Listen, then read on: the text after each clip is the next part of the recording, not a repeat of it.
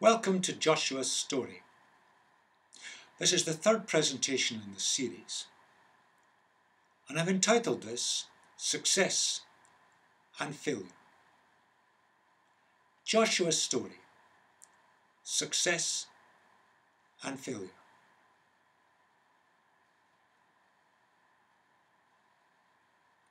Let's look again at the map of the area. The people of Israel had travelled up from the south. They conquered the land to the east of the River Jordan, and they'd set up a base camp at a place called Shittim.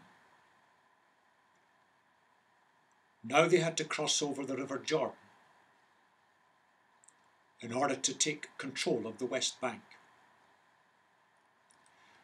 And we saw in the last presentation how a miraculous event allowed them to cross the River Jordan in full flood, in safety. And they set up a new base camp at a place called Gilgal, although that may just be an ordinary Hebrew word. And then we have this strange story. When Joshua was near Jericho, he looked up and saw a man standing in front of him with a drawn sword in his hand. Joshua went up to him and asked, "Are you for us or for your enemies?" "Neither," he replied, "but as commander of the army of the Lord I have now come." Joshua fell flat down on the ground in reverence and asked him, "What message does my Lord have for his servant?" The commander of the Lord's army replied, "Take off your sandals, for the place where you are standing is holy." And Joshua did so. Nothing else of this event is recorded for us. The key lies in the phrase, commander of the army or commander of the Lord's army. This is a revelation in human form of God himself, because God was the commander of the Lord's army. Joshua was the human leader. Imagine Joshua at this particular point of time. He'd been through a remarkable experience in the crossing of the River Jordan. That had lifted his status in the eyes of the people and had no doubt given him more confidence. But he was facing the first major event. He had to capture the fortress of Jericho, well fortified. Pondering this, God met him. God knew the natural trepidation and uncertainty that Joshua would be feeling. Joshua needed the reminder, this is God's battle. I am the commander. You are the human leader. I will direct you and I will be with you.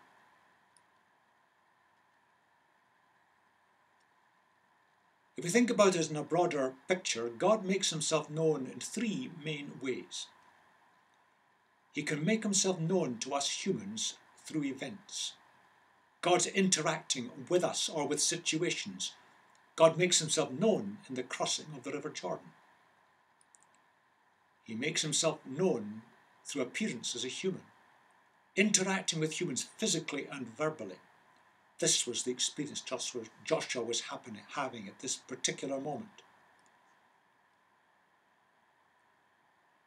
But also God interacts with us as we humans record the interactions we have with God and the insights we receive from God, and we have inspired writings.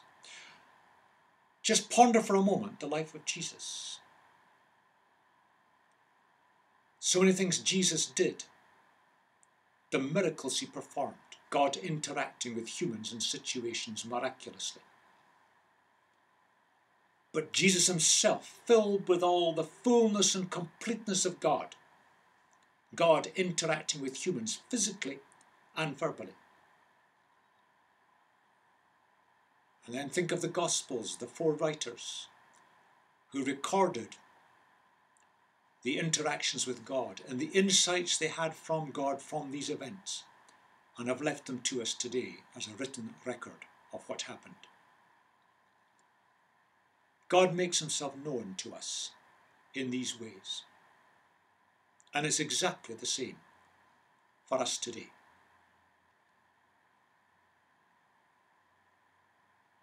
Before the battle was commenced, God said to Joshua, "See, I have delivered Jericho into your hands, along with its king and its fighting men." It's God's war. He wins the battles. We have got to act in obedience.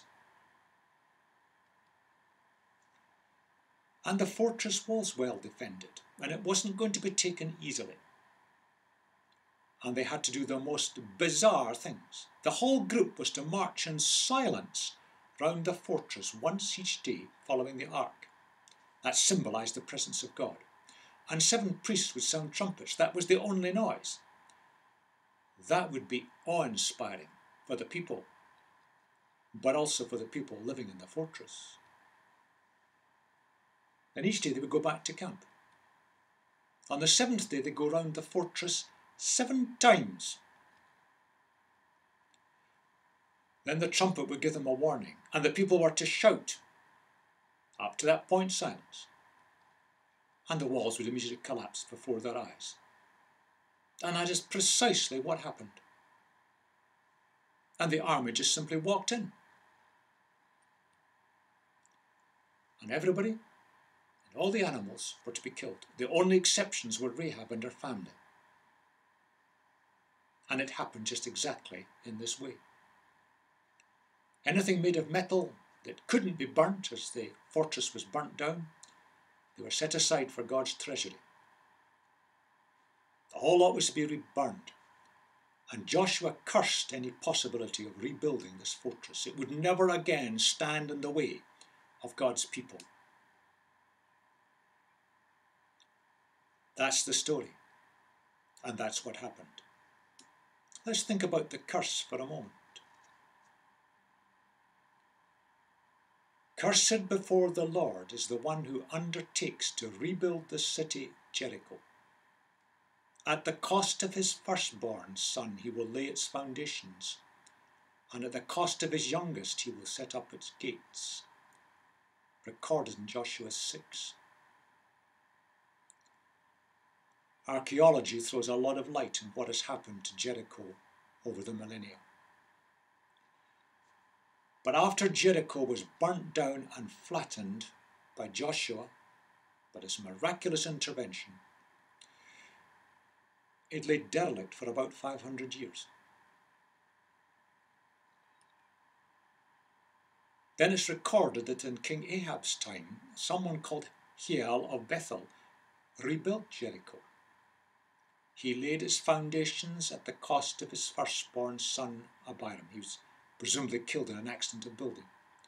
And he set up its gates at the cost of his youngest son Segub. Presume another accident, in accordance with the word of the Lord spoken by Joshua son of Nun. We have got to learn this lesson. Spoken words carry power. Spoken words can open the door for Satan to do the most awful things. And spoken words that have been spoken by somebody in authority carry particular power. So people with spiritual authority in Christian communities, words carry power. They open the door for things to happen. Similarly, people with power in the secular world or in family life, particularly a father, words carry power. The city wasn't to be rebuilt, that fortress. It was never to stand in the way again. And when someone did it, they paid a terrible penalty.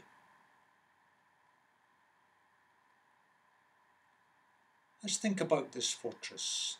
There's an aerial picture of it today, with archaeological digs having been carried out in it. At the top right. A picture lower down illustrates there was a lot of greenery around the place. And we'll see why in a moment. The fortress lies about 10 kilometres from the Jordan River. going towards the west, about 10 kilometres northwest of the Dead Sea, into the Jordan River empties itself into that. And it's 22 kilometres from Jerusalem, but it's at a much lower level than Jerusalem. Now, there's a large gushing spring. It's really an oasis. And the nearby fertile plain around us, the city was nicknamed the City of Palm Trees. It had a very nice climate, highly fertile, and people would farm and still do all around it today. And the fortress on this elevated land was the way to protect it. There was an east-west road that ran next to the city and went on to a ford at the River Jordan. So Jericho controlled a kind of strategic crossroads of routes. Now, archaeology tells us that there have been Neolithic settlements there for a very long time, going back to at least 8,000 BC. And that's given Jericho the distinction of being the world's oldest city. At least 10,000 years old. But it's also the lowest city in the world. It's 204 metres below sea level. Jerusalem's well above sea level, much higher in the hills. It's in the Rift Valley. It's in a volcanic area. It had an inner wall and an outer fortified wall. A several feet thick Rahab's house was built into the wall, so it'd be kind of between the inner and outer wall. Quite typical of constructions of those days. It's not big, the fortress. I'm estimating about 5 to 6 football pitches, though it isn't the right shape for it. And there are regular earthquakes in the area.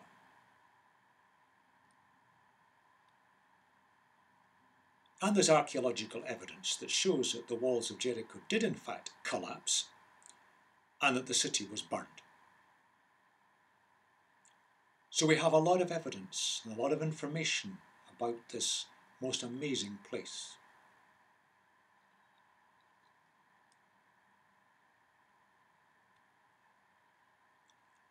Back to our map again.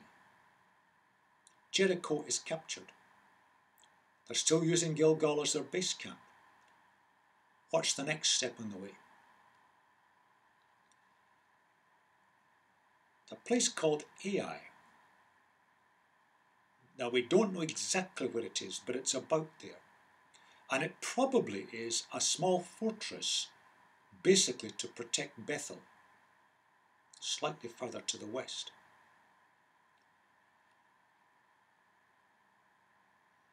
This is where we hit danger.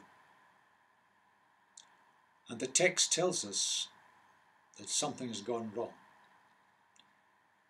Disobedience in the nation, and the whole nation is at risk. That's what it says, but the Israelites were unfaithful in regard to the devoted things. Achan, son of Carmi, son of Zimri, the son of Zerah, of the tribe of Judah, took some of them. So the Lord's anger burned against Israel. What had happened? God had made it very clear that all the property that they found in places they captured was to be destroyed, apart from metal objects which couldn't be destroyed by fire, and they would be put into the Lord's treasury. People weren't just to help themselves. Given over entirely to God. Achan had broken that. Notice that he had broken it, but it says the Israelites, plural, were unfaithful. There was a kind of identification of the whole nation. And the Lord's anger burned.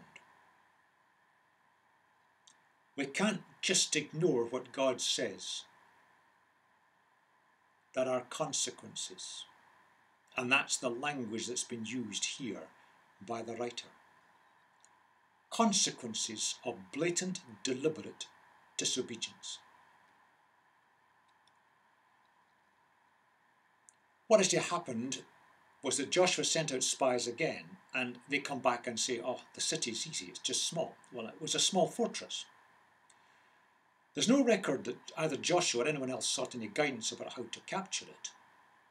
It was important to capture because they had to get to Bethel. That was the road that ran straight through the centre of the land from east to west. They had to have control over it before they could attempt the north or the south. Joshua didn't apparently lead the attack himself.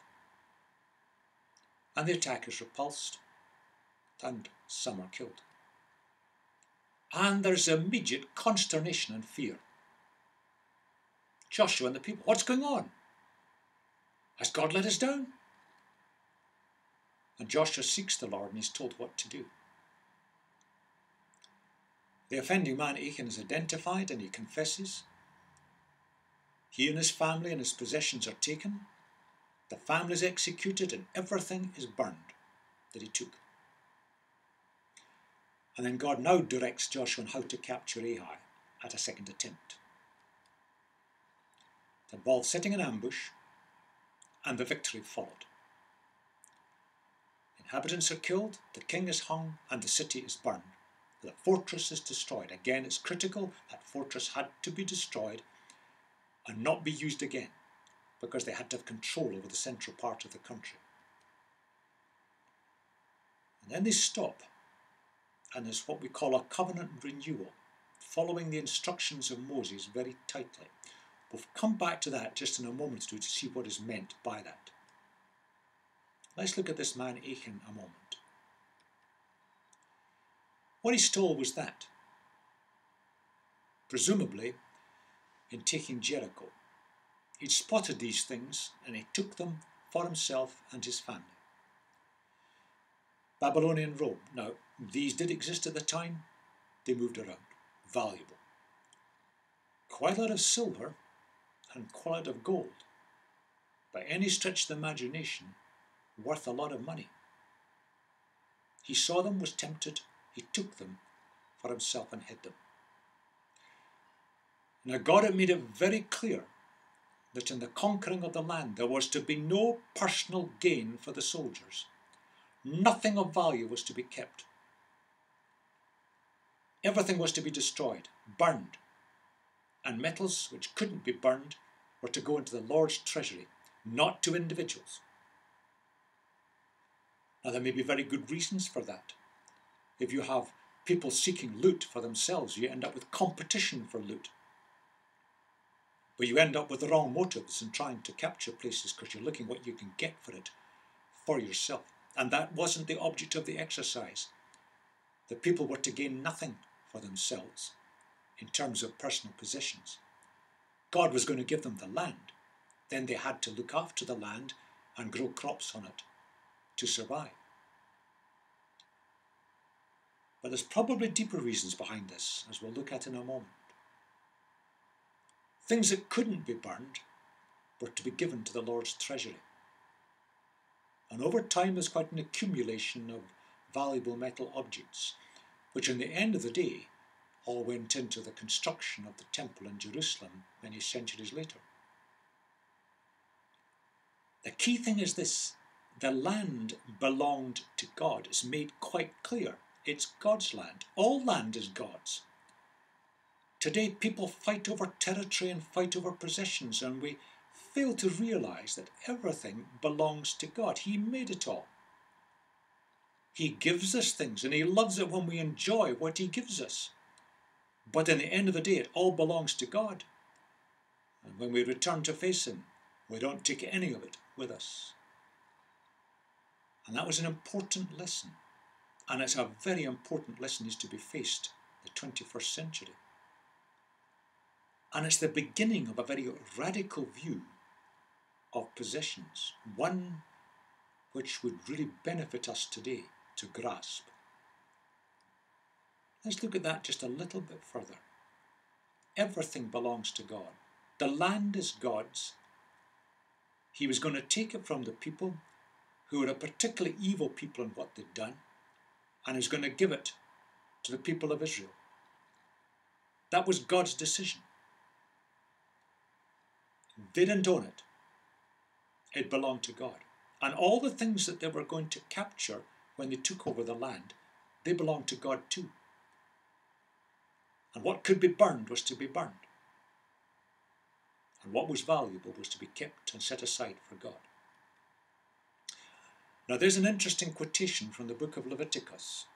Consecrate the 50th year, every 50 years, and proclaim liberty throughout the land to all its inhabitants.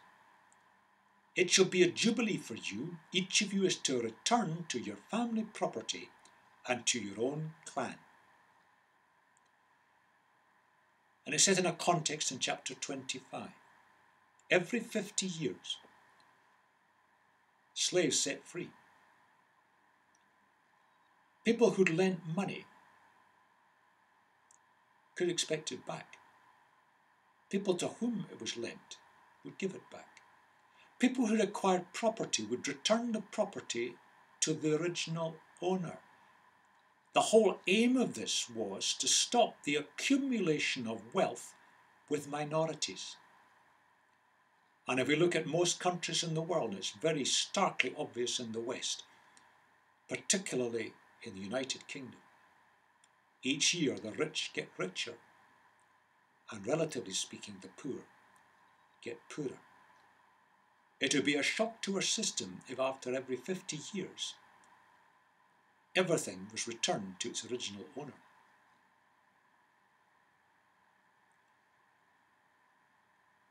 The whole concept of the people of God here was that all should be provided for, all should be able to earn a living. Agricultural land was to be divided amongst them all.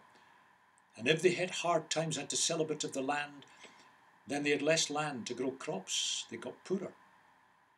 But every 50 years, everything would be restored. It's an interesting thought, but it illustrates a very important concept. Everything belongs to God. God gives it to us and expects us to use it responsibly to provide for ourselves, but it belongs to Him. This is the deeper thought running behind this. And Achan had broken that. Clear instruction had been given. And he and his family paid a terrible penalty. In a later presentation, we'll look at some of these draconian penalties and ask serious questions about them. All belongs to God. This is a radical view of possessions.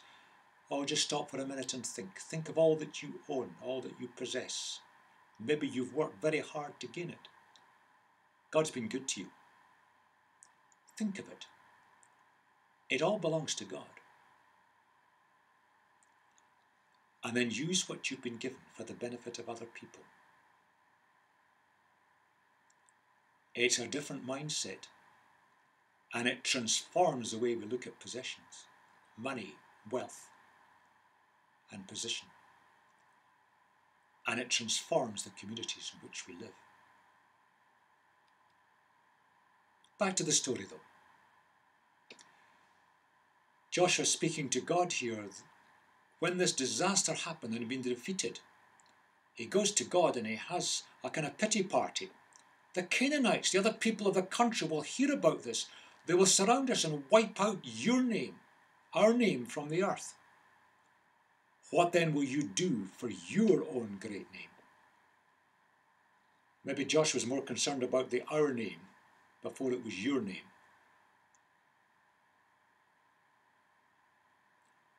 What does God say back to Joshua? Stand up. What are you doing down in your face? Oh, come on, stop the pity party. Israel has sinned. They've violated my covenant, which I commanded them to keep. They've broken it. Notice it's Israel, although Achan did it. They have taken some of their devoted things, things that should have been burnt or set aside for God. They have stolen, they have lied, they have put them with their own possessions.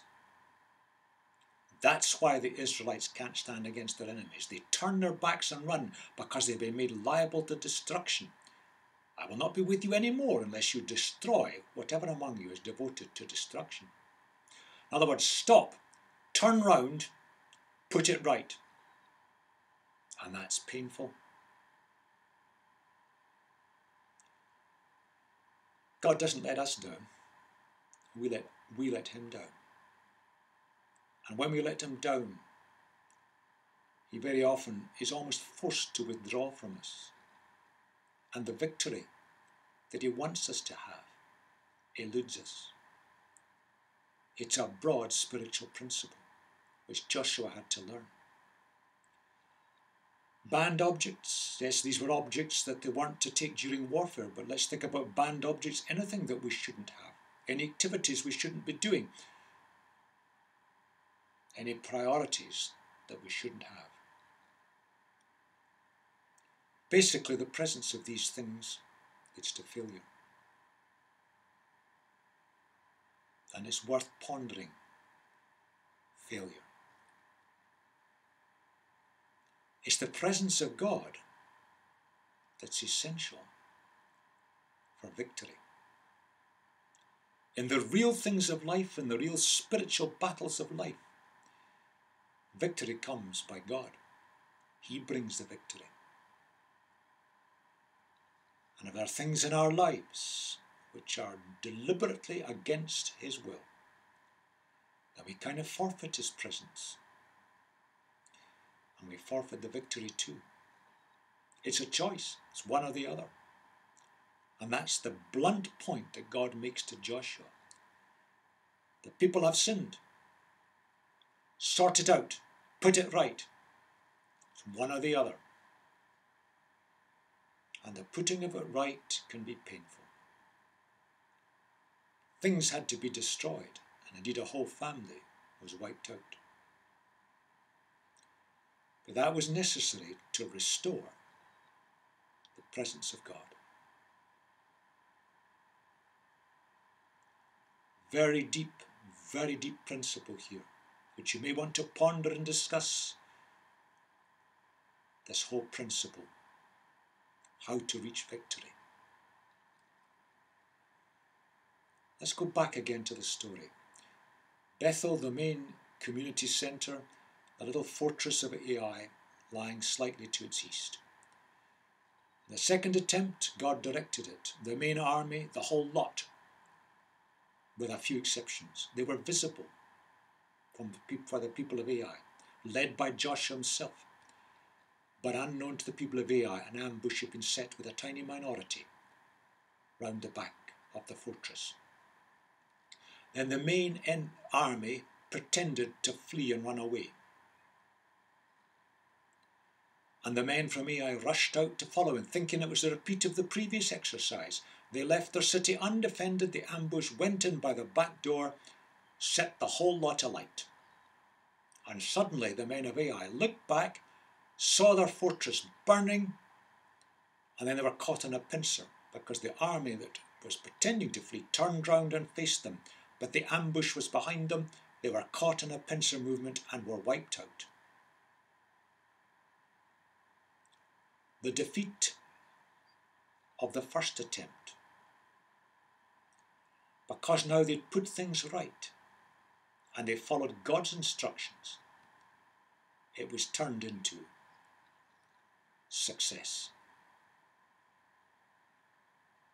That's really encouraging if you're facing failure. Putting things right can often turn failure into success. At the same time, we learn from failure so that we don't repeat the same mistakes, and success is more likely. At this point, they move slightly further north. It refers to two mountains, Ebal and Gerizim. Between them, there's a small town. The town is there today, Nablus, but in those days it was called Shechem. Now, if you look at these two mountains, roughly from that direction of the arrow, that's what the picture would look like. Okay, the picture is modern, but there's the two hills there, seen from the east. And on the slope of these two hills behind Shechem, it's a natural amphitheatre, and the people gathered there so that they could hear Joshua and hear each other.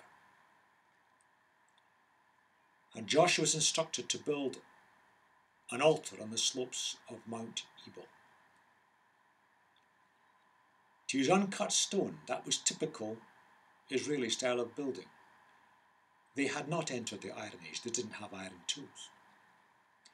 And on that altar they were to offer burnt offerings, fellowship offerings.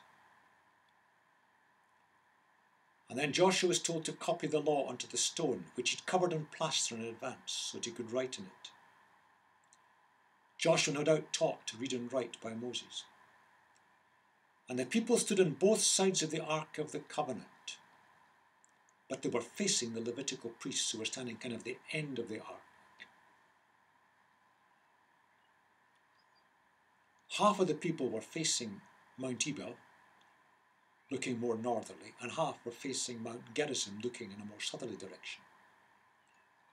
And all these procedures followed the instructions that Moses had given in advance. Joshua read the law of Moses to the people, and specifically covenant blessings and curses were read out. You'll find them in Deuteronomy 27 and 28. Everything was read to everyone, and that involved the men, the women, the children, and any non-Israeli people who were in their midst who had attached themselves and had become part of the community of God's people. And total obedience is stressed, emphasized. So this is what happened. After they'd won the victory, they're being reminded of the covenant that God had made with them, reminded of the law that God had given through Moses to the people, and using a piece of land which is a natural amphitheatre so that they could hear each other and all hear Joshua. The law was read out by Joshua. You can find the instructions given by Moses in Deuteronomy 27, and then after that section there, you'll find the list of blessings and curses that Moses gave at that time. This is what it says: "When you have crossed the Jordan," said Moses, "into the land the Lord your God is giving you, set up some large stones and coat them with plaster. Write in them all the words of this law when you have crossed over to enter the land the Lord your God is giving you. When you have crossed the Jordan, set up these stones on Mount Ebal, as I command you today, and coat them with plaster. Build there an altar to the Lord your God, an altar of stones. Do not use any iron tool in them." Now the Israeli nation didn't have iron tools, but some of the people in the land did, so they weren't to use them. "Build the altar of the Lord your God with stones from the fields, and offer burnt offerings on it to the Lord your God. Sacrifice fellowship offerings there, eating them and rejoicing in the presence of the Lord your God. This is a serious occasion, but it's also an extremely happy occasion. And you shall write very clearly all the words of this law on these stones you have set up." That's the instructions that Moses left. And it's interesting that in the Joshua record it appears that Joshua followed these instructions to the letter. That's obedience. And it brings success.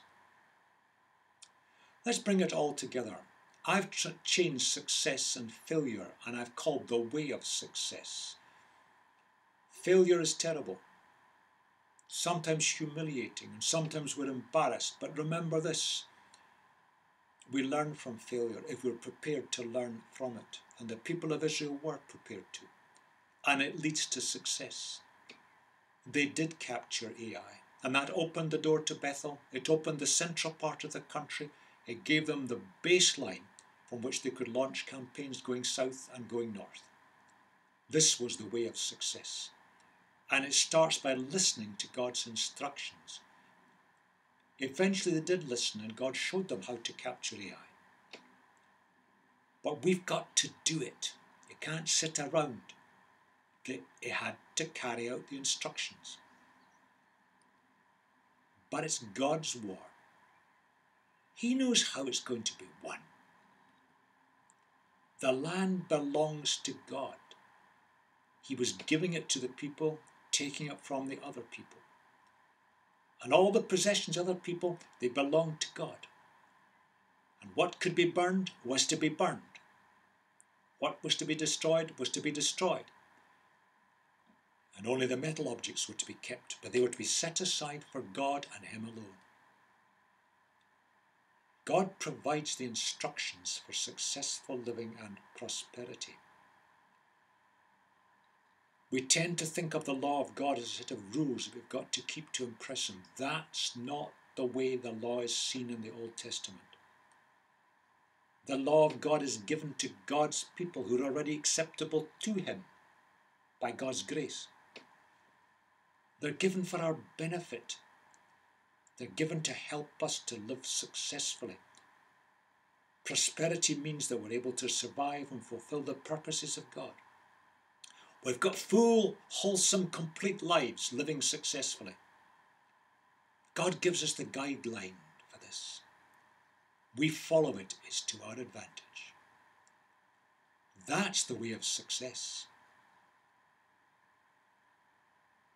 And in the next presentation, we're going to look at how Joshua turns attention to the south, and I've called it the Southern Campaign.